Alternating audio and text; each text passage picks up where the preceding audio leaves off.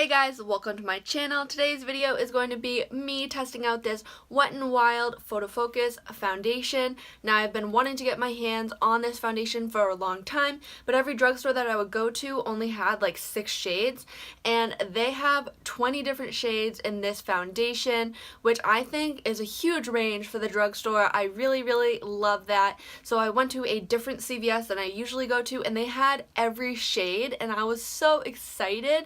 So I got the shade Caramel, and I'm just super excited. I have very high hopes for this.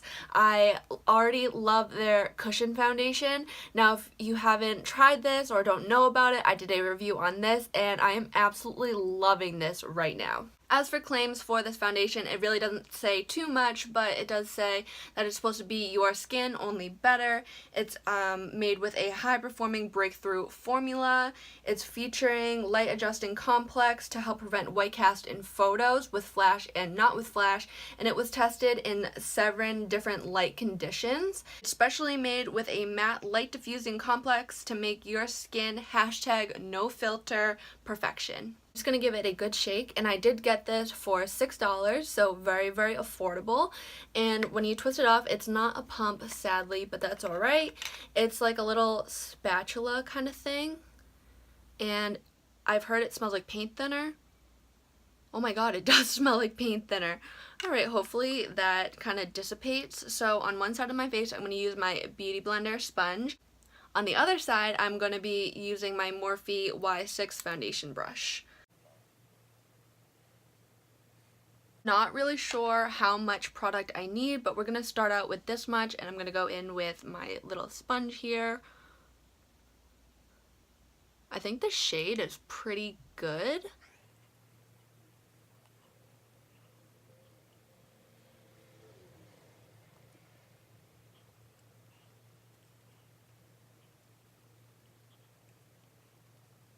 That blended out so nice and fast.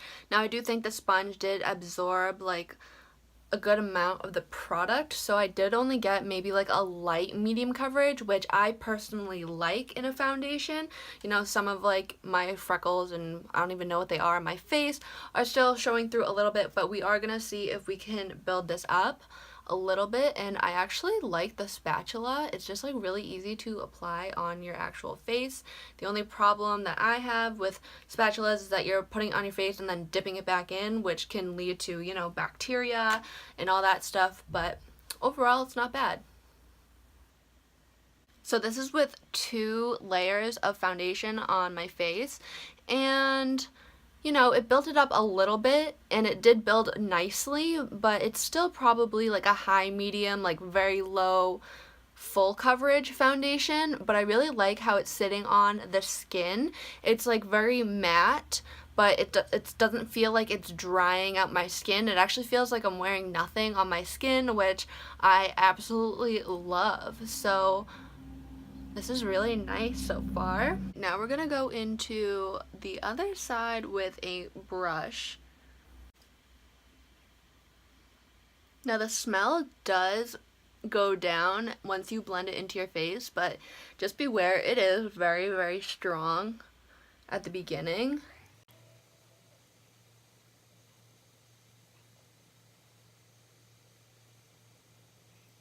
With the brush, I think I get just as much coverage on, you know, this side of my face as I did with 2 layers on this side of my face, just because I think it probably doesn't absorb as much product.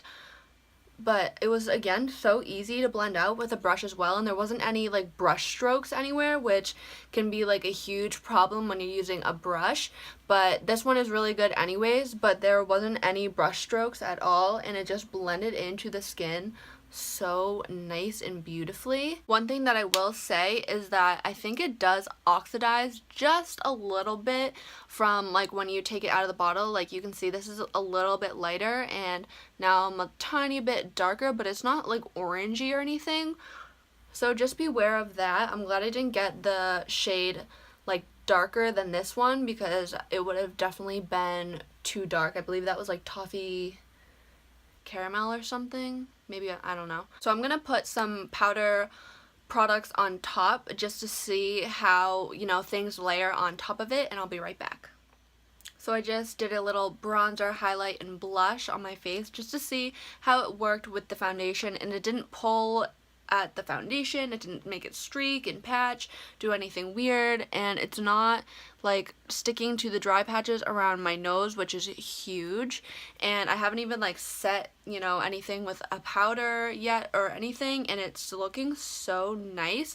Now I used this Tarteist contour palette, and I actually just did a review on that, and I'm still trying to kind of play with the colors because it's so pigmented, and I went a little nuts with the bronzer and the highlight.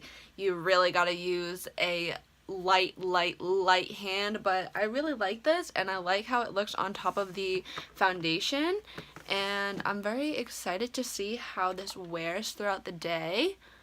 Overall, I really love how this foundation looks. It's like very matte but like natural looking, and it's not drying like my face out, and it feels like I'm not wearing anything, and the shade range is amazing, and for $6 I don't think you can beat it. So honestly, either with a sponge or a brush, I think, you know, you get really nice coverage, and it's just like a very beautiful foundation overall. So if you're looking for a very affordable liquid foundation with a huge shade range, definitely go check this out. I did just take a photo of myself with flash, and there isn't any white like flashback at all, which is another really cool thing. It lives up to, you know, what it says it's going to do. So overall, I really like this. I highly recommend it.